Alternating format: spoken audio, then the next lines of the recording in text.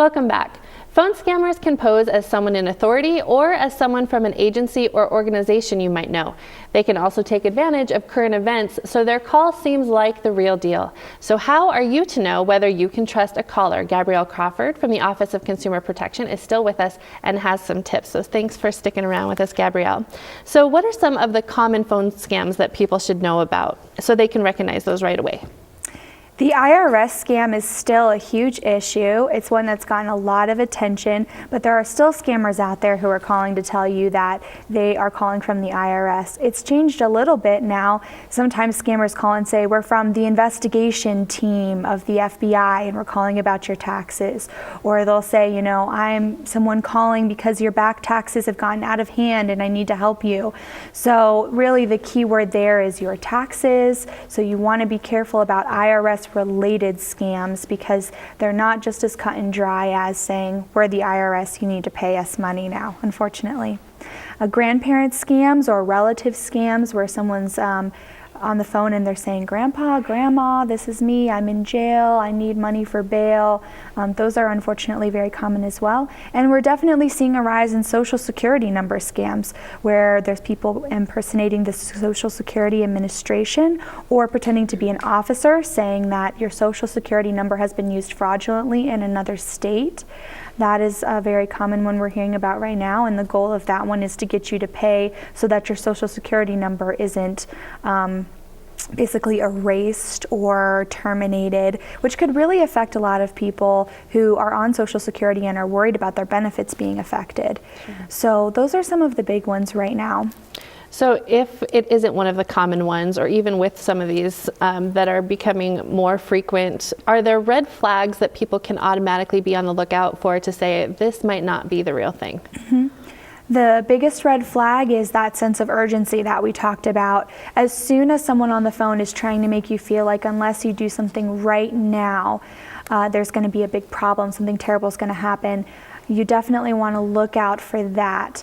You want to ask yourself, is this person trying to pressure me into making a decision very quickly? And take the time you need to decide whether or not this is a scam. One tactic you may want to use is if you feel like someone's trying to make you feel urgent or frenzied on the phone, say, well, let me get your callback number. I'll give you a call back. And then after you hang up, you can call someone you trust or talk to someone in person that you think can maybe be a second set of ears on this issue. And they can help you determine whether or not that's a scam call if it's something you're having difficulty over the phone figuring out. You can also call our office or your local consumer protection office and ask them if this is something they're familiar with. Perfect. And that was actually going to be my next question is if you're on the phone and you think, I don't think this is legit, so slow down, ask for their callback number. Any other tips that you would give to kind of try to investigate on your own and figure out if this is a real call or a scam? Sure. So if it's a call that is pretending to be a business, you can ask them to give you the name of the business and the business's address. And then that'll help you do a little bit of investigation on your own. Businesses or scammers that are impersonating businesses, they're not going to want to give you that information because if they were to give you their real address, you would know that it was a scam. So if they're telling you, we can't give you our business name or we can't give you our address, that's a pretty big red flag. You also want to keep an ear out if they're asking you to purchase any gift cards or if they're asking you to wire any money. Those are some of the main ways that scammers operate these days is using gift cards, asking you to go down to your store and purchase iTunes gift cards or Google Play gift cards. And they'll want you to give them the codes right there and then over the phone and make it seem urgent, or they'll ask you to wire money. Basically, anytime someone's really pressing you for your personal information or for your money, creating that sense of urgency, those are the big things you want to keep an eye out for. Okay, and as you say, that's what they're after is money or something with your identification. So what are some tips that people should absolutely not do when they are on the phone with somebody? Sure. So your date of birth and your Social Security numbers are your two most important forms of personal identification.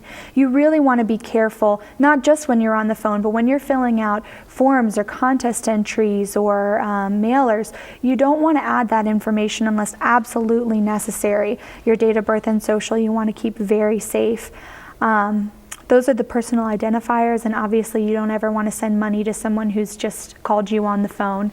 If you get a call from a charity and you're worried it may be a charity scam, you can ask them to mail you a donation envelope, and then that'll give you that opportunity to look a little bit further when you see that mailer come in. Okay, perfect.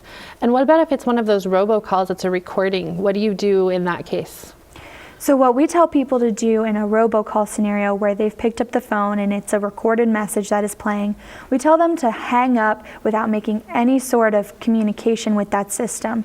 So you want to hang up the call without talking into your phone, without pressing any numbers. If the system is saying, please press 1 if you'd like to be removed from this list, don't fall for it, don't press 1. Okay. If you interact with that system, it's basically going to send feedback to that robocall system that says, this is a live person that may be available for more solicitation. So if it's a robocall that starts playing, the best thing you can do is just to hang up. Okay, and we're about out of time, but just really quickly, what if it's a text message that you suspect isn't the real thing? You can just go ahead and delete the text message. Okay. You can report it to your Consumer Protection Office, but you don't want to press any links and you do not want to call back those numbers. You want to make sure that that text is somewhere it's not going to do any harm, and deleting it is sometimes the best thing. Perfect. Great tips, Gabrielle. Thanks so much. We need to pause again, but coming up next, what can you do to stop phone scammers and unwanted calls to your cell phone? And what are mobile companies and authorities doing to help you with that? We're going to talk about that and much more right after this. Stay with us.